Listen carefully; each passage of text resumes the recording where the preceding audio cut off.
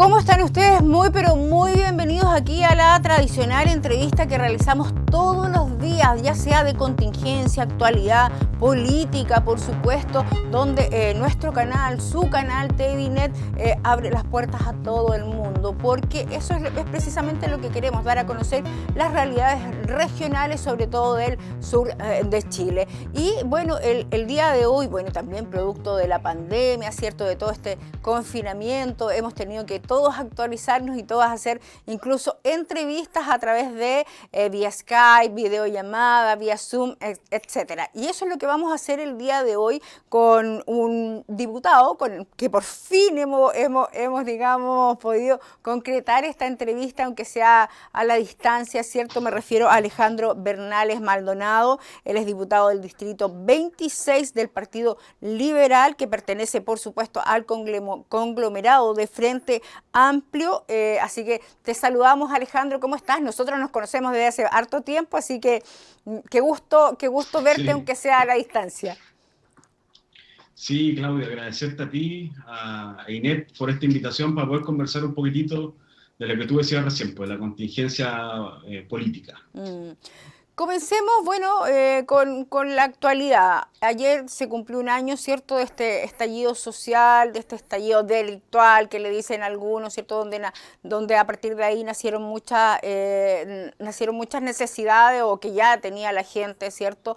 Pero sin embargo también hubo un dejo, una desazón de pena, de angustia, de ver cómo grupos, no sé si aislados o no, incluso algunos con las banderas del apruebo que cometían violencia, sobre todo, por ejemplo, en Santiago, donde quemaron 2 iglesias.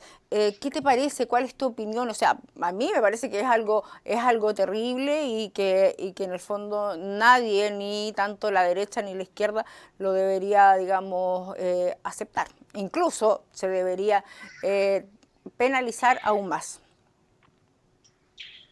Sí, nosotros creemos, justo con el último punto que tú te refieres, que es una situación no solo para condenar, lamentar, y que nosotros en el Congreso, hay que decirlo, nosotros legislamos el año pasado muchas veces respecto a este tipo de situaciones que vemos que ocurren en las marchas, que están más bien enfocados algunos, no ir a manifestar las necesidades que tienen, sino más bien ir a hacer desórdenes, a generar muchas veces caos. Hemos visto en Osorno, en Puerto Montt, en octubre, cómo estas imágenes también estaban en nuestro territorio, donde mucha gente va más bien a hacer daño, como decías tú, a quemar, por ejemplo, o hemos visto, me toca ver y nos duele mucho cuando las pymes, por ejemplo, son saqueadas y los negocios familiares destruidos.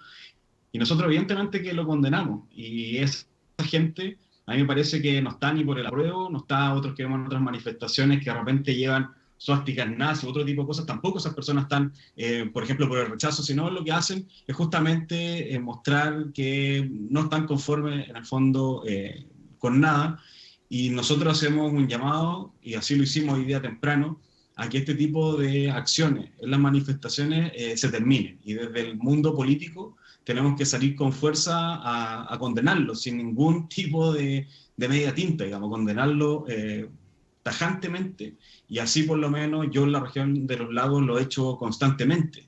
De hecho, y aquí aprovecho de decirlo, cuando nosotros aprobamos la ley que era anti-saqueo, o sea, imagínate, una ley que se llama anti-saqueo, nosotros la aprobamos, mucha gente rechazó que nosotros aprobáramos esa ley, y yo defiendo hasta el día de hoy que nosotros efectivamente teníamos, y era nuestro deber, aprobarla por lo que hoy día estamos viendo, que hay negocios de nuevo familiares que no tienen nada que ver con las demandas, que son en el fondo destruidos.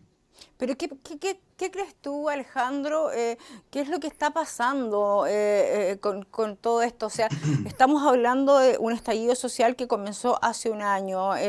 Bueno, este domingo se cumplió un año, se volvió a repetir en distintas partes, pero más o menos circunstancias similares. Solicitan obviamente demandas, piden un cambio de constitución, ya se va a hacer un plebiscito precisamente producto de este estallido social, pero sin embargo no dejan, digamos, esta violencia, y muchas autoridades, y te lo pregunto muy de frente, muchas o autoridades o gente del rechazo, digamos que en el fondo dicen, si quieren el apruebo, esto es lo que van a tener con el apruebo.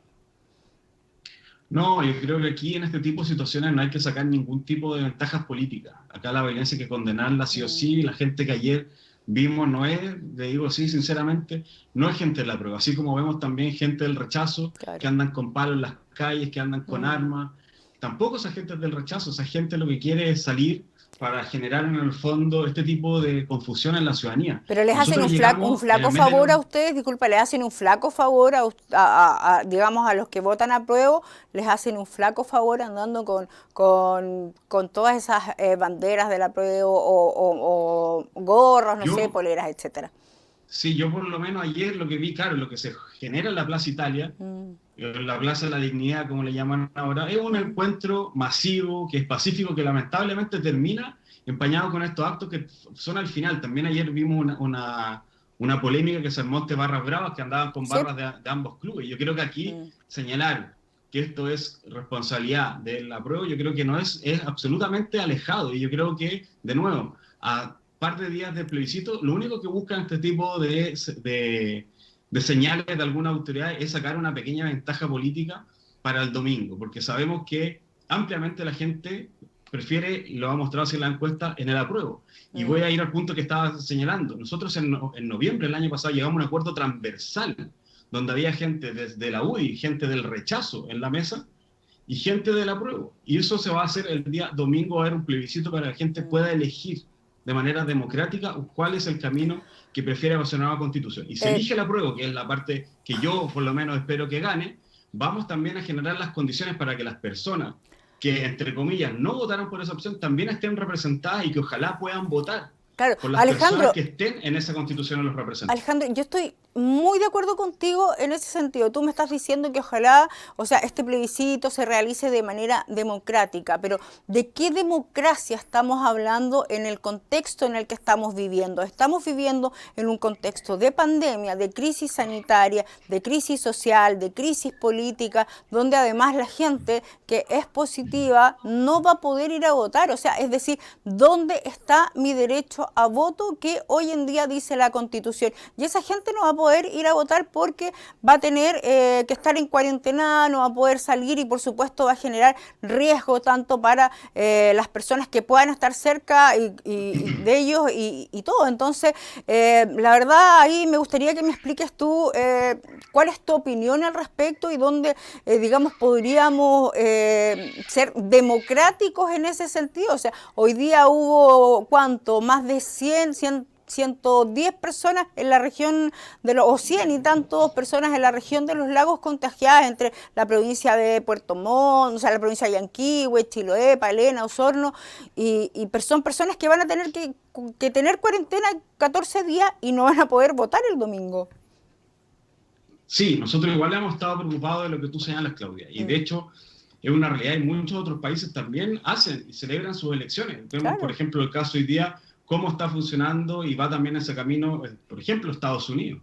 O, por ejemplo, como lo hizo hace poquitito, de hecho ayer, Bolivia. Otros países están en la misma situación y tienen que ejercer estos momentos democráticos. Y este plebiscito, de verdad que no se puede postergar más. No podemos seguir viendo las escenas que estamos viendo, o, lamentablemente, que se repitieron ayer en la noche. Yo llamo a esas personas que cambian, en el fondo, esa piedra por un lápiz y que vayan a votar el día domingo. Y ahí hemos trabajado en conjunto con el gobierno. Son cosas que de repente aparecen poco en la prensa, pero hemos trabajado en conjunto para poder entregar las herramientas que den seguridad a las personas que vayan a votar, porque es evidente.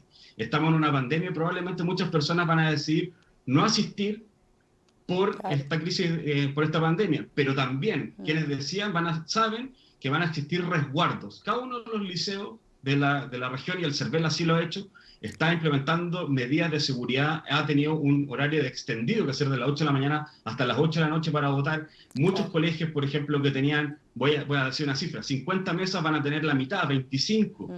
Además, la subsecretaria de prevención del delito, también ha dicho que las personas van a requerir, las ciudades que estén en cuarentena, como por ejemplo estamos en varias ciudades de la región, como tú decías, solo el carnet para ir a votar. nosotros también hacemos un llamado y sentimos que se ha demorado un poco, por ejemplo, el Ministerio de Transporte de entregar una respuesta respecto a que el día domingo podríamos haber tenido transporte gratuito para que las personas puedan ir a votar. Por ejemplo, Uber o Didi, que son plataformas virtuales, han ofrecido transporte gratuito bajo ciertas condiciones para fomentar la participación. Y nosotros esperamos que el Ministerio hubiese hecho lo mismo, porque además en esta crisis sanitaria también estamos en una crisis económica. Y las 2 lucas que pueden servir para el pasaje, para ir a votar, pueden ser una barrera para que la gente no asista. Pero independiente de eso, va a existir seguridad y ojalá la gente se acerque de la manera más segura, con todos los implementos, con la mascarilla, ojalá puedan llevar ciertos lápiz azul, ir a votar para que avancemos en el fondo de manera, de nuevo, democrática, en cómo vamos a abordar el tema de la Constitución. Pero Alejandro, ¿y eso no lo visualizaron? O sea, estamos claros, yo sé, estamos todos claros que esta pandemia, por ejemplo, nos pilló de sorpresa a todo el mundo, en realidad, no solamente a Chile, a la región, sino que a todo el mundo, pero ya llevamos 8 meses, el plebiscito iba a ser en abril, ¿cierto? Se suspendió, no se pudo visualizar, digamos, por ejemplo, el tema de poder hacer voto electrónico. ¿No estamos preparados realmente para eso? O sea, pero por ejemplo, en este caso serviría mucho, sobre todo para aquellos que están con cuarentena, con COVID positivo, que puedan entregar su voto vía electrónica, o si no, aplazar, digamos, aquellos que tienen COVID positivo un segundo plebiscito en un mes más. El tema es que, claro, a medida que van a tener que hacerlo varias veces, porque como son 14 días, y hay uno que entra en el día 1, 2, 3 y 4, entonces va sumando. Sí, nosotros pusimos un voto postal, que es un voto que se hace a través de correo formal, pero que no tuvo, de hecho, Correos de Chile dijo que estaba capacitado para hacerlo, que es un voto además que es certificado, y lamentablemente el voto digital, como lo mencionas tú, que a mí me encantaría que esté implementado, de hecho debería ser uno de los grandes desafíos. Porque ustedes trabajan, ustedes en el Congreso están trabajando así, y me imagino que al principio les costó, pero ahora ya por lo menos pueden hacerlo, ¿no? Sí, pero el problema, Claudia, es que hemos visto en Chile elecciones de partidos políticos transversalmente, no lo voy a nombrar, pero transversalmente, y que lamentablemente las votaciones electrónicas que han tenido han sido cuestionadas, y lo hemos visto, sí, en diferentes medios, no han resultado. Por lo tanto, los ejercicios que se han hecho en Chile respecto al voto electrónico, implementado en votaciones para elegir presidentes de partidos políticos importantes en Chile, se han cuestionado. Algunos incluso han terminado con las votaciones absolutamente viciadas. Entonces, tenemos que tener un recuerdo. Fíjate que Chile, a propósito, por ejemplo, lo que ha pasado en el Banco Estado y lo que pasó hace poco con la filtración de claves únicas de país digital, en Chile somos uno de los 7 países que tenemos más ciberataques en el planeta. Tenemos ahí, y esta semana recién el gobierno nombró, y me parece muy bien, a una persona encargada de temas de seguridad digital para el Estado. Entonces, nosotros tenemos una deuda no solo en el voto electrónico, y me desvío un poco el tema, pero van de la mano. Claro. Nosotros estamos muy atrasados en ciberseguridad en Chile. Lo hemos visto, como decía, en las claves únicas que se filtraron hace poquitito. Sí. Lo que le pasó al Banco Estado, que 13 millones de chilenos tienen cuenta en el Banco Estado. Y así podría seguir. El Ejército también tuvo filtraciones de información el año pasado. Sí. Y eso ha sido en espacio público. No, falta mucho. Estamos con poco tiempo, Alejandro. Bueno, yo te he invitado varias veces, y cuando puedas venir a Osorno, por supuesto, ahí vamos a poder tener un programa un poco más largo, pero me gustaría que en el fondo me digas cómo también se están preparando para las próximas elecciones. O sea, ahora estamos en tierra derecha para el plebiscito, que es este domingo, pero también ya en abril se vienen las elecciones. Gobernador regional, alcaldes, concejales, ¿de qué manera están trabajando ustedes en eso? Sí, nosotros, bueno, hablo desde primero de mi partido, que es el Partido Liberal. Nosotros hemos logrado ya reinscribirnos en la región de los lagos el año pasado. De hecho, la semana pasada elegimos a nuestra nueva presidenta regional del partido, que se llama Giovanna Moreira. Mira. Nosotros tenemos evidentemente metas de poder estar en diferentes espacios de poder. No podemos quedarnos solo con una diputación. Nos gustaría tener concejales, core, ojalá alcaldes. Y en el caso de las gobernaciones regionales, nosotros no, el Partido Liberal en sí no va a participar, pero el Frente Amplio tiene 2 candidatos que van a participar en la primaria que vamos a tener también a mediados de noviembre. Se nos viene un calendario electoral bastante grande. ¿Y quiénes Hay son? 2 personas, una persona de Revolución Democrática que se llama Jaime Sáez y otra persona que es de un partido que se llama Comunes, que se llama Pamela Leal. Ellos son los candidatos que van a ir a la primaria del Frente Amplio y uno de los 2 va evidentemente a llegar hasta la fecha de abril, donde se tendrá que medir con el candidato de la ex Nueva Mayoría, con el de Chile Vamos, y probablemente habrá alguna candidatura independiente, que es lo que nosotros estamos viendo. Hay que recordarle a las personas que nos están viendo que la elección, de hecho, de candidatos a gobernadores regionales, si no se alcanza el porcentaje, existiría una segunda vuelta. Por lo tanto, tenemos un calendario electoral bastante contundente. Es decir, tenemos el plebiscito este día domingo, tenemos primaria, después tenemos las elecciones de alcalde, podría ir una segunda vuelta de gobernadores regionales, y luego las parlamentarias, las presidenciales con los cores. Por lo tanto, se viene un calendario en el mundo político electoral bastante intenso. Y más encima en este contexto, que también estamos en incertidumbre, que no sabemos qué es lo que va a pasar en un par de meses más. Lo último, Alejandro, ¿cómo va el proyecto? Que de verdad yo lo encuentro muy bueno, el proyecto de Papitos Corazón, que lo presentaron ustedes, tengo entendido. Sí, este es un proyecto que presentamos también junto al diputado Vlado Milosevich, que es de Arica, que es del partido que también soy en el fondo integrante. Y un proyecto que lo que busca que es que estos famosos, que se llamaron así los Papitos Corazón, que son estos padres que deben las pensiones alimenticias, hay que recordar que en el primer retiro del 10% de los fondos de la AFP existía una indicación donde quienes debían estas pensiones alimenticias se les podía retener. Es decir, esa plata podría, en el fondo la madre, en el fondo los niños, las niñas y los adolescentes, si estaban en un juzgado, podía retenerse. Pero se demoró un poco eso. De hecho, tuvo un par de problemas al principio que fueron mejorados, pero ¿dónde está el punto? Es que muchos, de nuevo, voy a repetir, los Papitos Corazón, que sabían que debían mucha plata, decidieron no retirar sus fondos.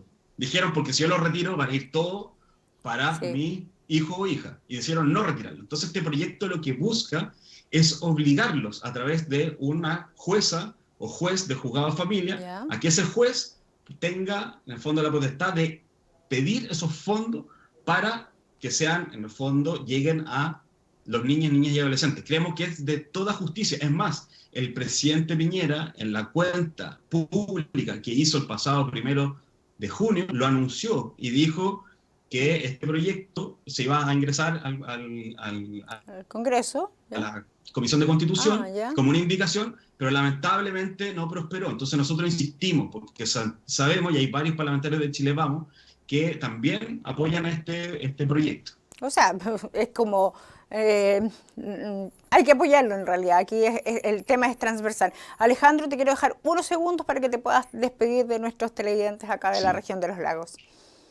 Sí, primero agradecer la invitación, reiterar el llamado al Ministerio de Transporte, que ojalá pueda haber transporte público gratuito el domingo, el día del plebiscito, y sobre todo invitar a la ciudadanía a ver en la página del CERVEL dónde le toca votar. Con esto que yo les contaba, que se dividieron los locales de votación, hay muchas personas que las cambiaron. Por lo tanto, para que no le ocurra ese día, que llegó un local de votación que cruzó toda la ciudad, llegó a su local de votación, no era, y va a tener que desplazarse a otro espacio. Eso tiene que ver, y también lo digo para finalizar con lo que hablábamos de lo que nos falta en desarrollo de tecnología. CERVEL tiene todos nuestros datos, y a pesar de eso nos manda a votar al colegio más lejano. Sí, así es. Manda. Muchas gracias, Alejandro. Un abrazo a la distancia, por supuesto, por la pandemia. Gracias a ti, Claudia. Pero gracias.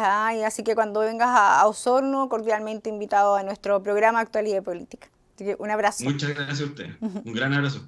Ahí con nosotros entonces Alejandro Bernales, él es diputado, ¿cierto?, del distrito 26 del Partido Liberal, que es parte del conglomerado de Frente Amplio, contándonos distintas cosas de actualidad, contingencia y por supuesto también política, que es lo que él representa.